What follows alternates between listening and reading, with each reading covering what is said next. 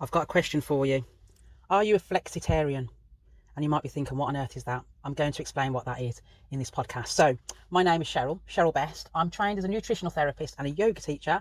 I'm diagnosed with a few chronic illnesses, and I like to write and speak about health and wellness. So, I'm going to be talking about flexitarianism, a long word, but I'm going to be speaking about that. And so, I'm a flexitarian. I didn't really realise that I'm a flexitarian, but I am a flexitarian, and you might be one too. So, I'll explain what that is very soon. So, flexitarian, what on earth is that? So a flexitarian is a flexible diet, as kind of the word kind of gives you a hint. That's what it is. So it's a flexible diet, and it's a flexible diet when it comes to plant-based foods and eating animal produce. So it might be that you've been trying your hardest to stop eating meat, to stop eating animal products, and you might find it really difficult to do that. And it might be that you're doing it because, like myself, for health reasons, you might be doing it to see if it will help with your health. It may be that you've tried where you've had a period of time where you've not eaten very much animal produce and you've realised how fantastic you're feeling. And that might be a reason. Or it might be another reason where it could be that you're doing it for ethical reasons because you want to do more for the planet and you want to do more to help other living beings. So that might be your reason why you're doing it, or it might be a combination of both. For me, it is a combination of both, but most of it is really to do with my health. So you may have tried so many times, maybe you've thought of going down the vegan route and you've tried that and it's really difficult. You may have tried vegetarianism and you've tried that and it's really difficult. You may have tried the pescatarian route and you've tried that and it's really difficult. And so you've just always resorted back to eating meat again or eating animal products. And so a flexitarian diet is a way of it's like your entry point really into veganism or into becoming a vegetarian. So with the flexitarian diet, there are conditions, and those conditions are that you can only have animal produce, maybe limiting it to maybe a few times a week, or having a small amount of it in your daily diet. So that's the rules really when it comes to flexitarian diets. And so, a lot of diets, they come with rules, and I kind of like this diet because it's giving you a bit of flexibility, and you're in control really, because you can manage. If you want a day where you don't have animal produce, then you can do that. If it's that the next day you decide, yes, I'm going to have a little bit of animal produce, then you can do that. There's no kind of like strict rules when it comes to what you can and can't have. So yes, with a flexitarian diet, you've got that flexibility, so that you can have whatever amounts you want. And it might be that you start with, okay, maybe you might start where you have one meal a day where you have no animal produce, and you might start with that and make a commitment that that's what you're going to do every day.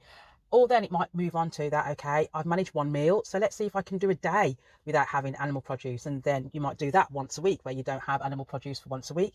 And then it might move up to maybe 2 days, then it's 3 days and 4 days. It might be 5 days. And I suppose the sweet spot really would be that you're getting to that point where you're probably either having a very little amount of it daily, or it might be that you're only having maybe 2 days where you're having animal-based products. So that's really the aim of having that. So is that something that you think you could be doing? Because I think it's quite easy. It's not having to remove all of these types of things. And the difficulty with a lot of plant-based diets, and depending on how you are when it comes to plant-based diets, because if you are great with kind of coming up with your own recipes, which sometimes I'm not the best at doing things like that, but if you're great with coming up with these wonderful recipes, and if you can afford a plant-based diet, then it can be great if you can go all plant-based. There are these like alternatives, as you can have like plant-based kind of burgers, plant-based sausages and all those kind of things, but those products can be quite expensive. And so it might be that affordability wise, it can be quite difficult to go completely plant-based. And so instead of going all in and going completely plant-based, it might be easier for you to be having a little bit of animal produce, because financially you might not be in that situation where you can go plant-based completely. So there's lots of like benefits really to be eating in that way, because again, it's not putting on a lot of pressure on yourself to be eating totally plant-based. So what benefits would this be for your health? Because it might be that you're listening to me because you're in my boat. You may be a sufferer of chronic illnesses, and you might be thinking, yeah, I've had a few days but I've not had animal produce and I feel pretty good. So, what are the benefits of me doing this for me daily?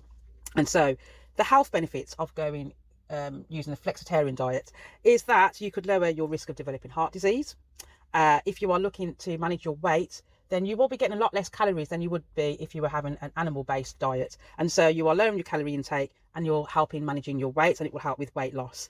For those people that are battling with blood sugar issues, so I kind of fall into that a little bit with one of the diseases that I have, or you're experiencing issues with type 2 diabetes, then this flexitarian diet would be excellent, because you are managing your blood sugar levels. And because as well with a lot of vegetarian and vegan type diets, sometimes because you're cutting out protein and cutting out animal produce, it kind of raises the carbohydrate intake. And so for a lot of people who have issues with blood sugar issues, that can be quite difficult to manage, believe it or not. And so going down this flexitarian route where you're having animal produce, that might be advantageous as well, because you're getting proteins, and that can help with managing blood sugar levels. So it could be really good with helping with type 2 diabetes. And then it's very beneficial for managing cancers as well, lowering the risk of developing cancers, in particular colorectal cancer, so colon cancer, and that's because of the fibre intake as well. So you're getting good doses of fibre, which can help with lowering cancer risks. So there's huge benefits to health, and there's huge benefits when it comes to doing this for ethical reasons. So my question again, do you think you could go flexitarian? Do you think you could embrace a flexitarian type of diet? So yeah, think about it, because it's quite an easy way of getting in, getting around as well, getting around the use of having animal-based products. And it just means that you don't need to go in on some of these diets that can be quite difficult to maintain. You know, your diets such as like your keto diets and your paleo diets. Vegan is another diet. Paleo diets, which they can be quite strict, and it can be quite difficult to maintain those. So this is kind of an entry point really into those types of diets. Okay, so I think I will finish it up there. I haven't done a podcast for quite some time, so I've been slipping up a little bit. I've been finding it difficult to get into my rhythm again, but yeah, I got there in the end. But anyway, you have a wonderful day, and until I'm back in here very soon, you take care. Bye bye for now. Bye bye.